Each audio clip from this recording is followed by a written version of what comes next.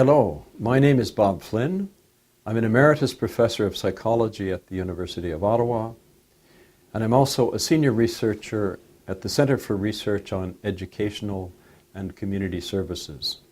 And today I would like to speak to you about a study that we completed relatively recently on the effectiveness of tutoring for young people in out-of-home care, and specifically foster care. We carried out what's called a randomized trial of tutoring in collaboration with 9 children's aid societies in Ontario. And we had 2 key questions. First of all, does individual direct instruction tutoring help children living in foster care to catch up in reading and math? And second, do girls and boys benefit about equally from direct instruction tutoring? Our method was to enroll, at the beginning of the study, 77 foster children and their foster parents, who were the tutors. The children were in grades 2 to 7 and aged 6 to 13. And we randomly assigned the children and their foster parents to either a tutoring group or a waitlist control group, which was eligible to get the tutoring in the following academic year. The control group at the beginning of the study had 35 children, and the intervention group had 42. And we used the Wide Range Achievement Test, or the RAT4, as our outcome measure, and it assesses word reading, sentence comprehension, reading composite, spelling, and math computation. Before we did the tutoring, we assessed the children at the pretest, and the 2 groups, the tutoring group and the control group, were equivalent, as one would expect in a randomized study.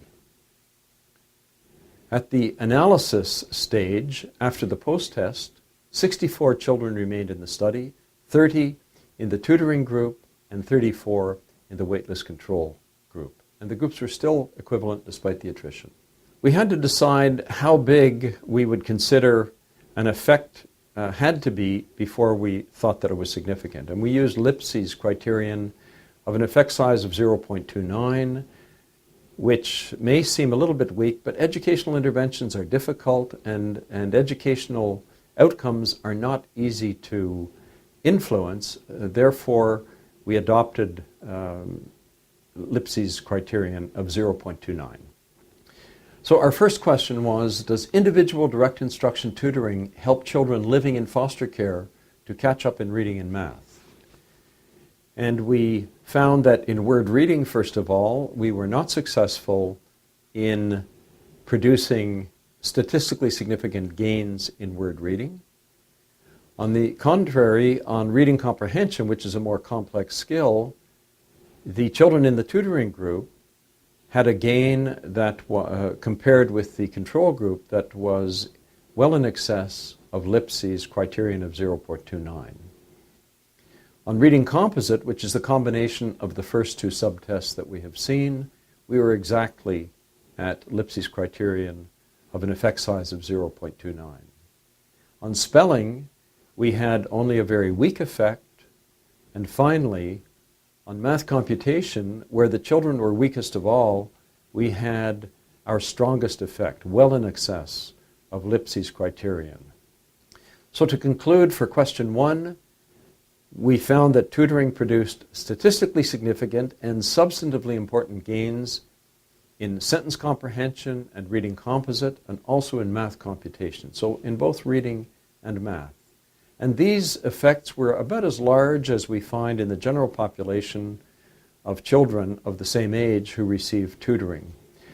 Also, very interestingly, our results have been repeated by another team at Lakehead University in Thunder Bay, Ontario, with a sample of children who were 80% of Aboriginal origin in foster care. And so we can say that our results have been replicated. Our second question was, do girls and boys benefit about equally from direct instruction tutoring? On word reading, first of all, the girls made quite substantial gains, whereas the boys did not. On sentence comprehension, however, the girls made modest gains, but the boys made very substantial gains.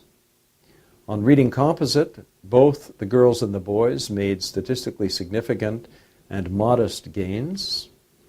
On spelling, again, both the girls and the boys made statistically significant but relatively weak gains.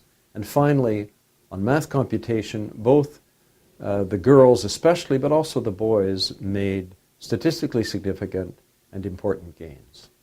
To conclude for question 2, the girls made statistically significant gains on 4 out of 5 RAT4 outcome measures, and they exceeded Lipsey's median of 0.29 on both word reading and math computation, whereas the boys made statistically significant gains on 3 out of 5 RAT4 outcome measures and exceeded Lipsey's median, his criterion of 0.29 on sentence comprehension. This was the first demonstration anywhere that tutoring can indeed improve foster children's basic skills in reading and math, which are really the foundation of later school success. More important, perhaps, we found that we can actually do something to begin solving a problem, namely poor academic achievement, that is widespread among children in care, not only in Canada, but in many other countries.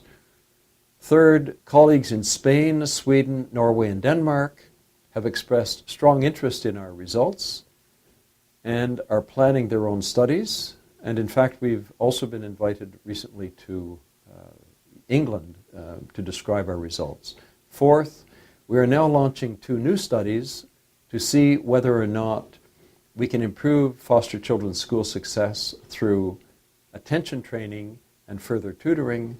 And finally, I would like to conclude by asserting that Canada, like other countries, needs to invest a lot more in improving educational outcomes of children in care. Thank you.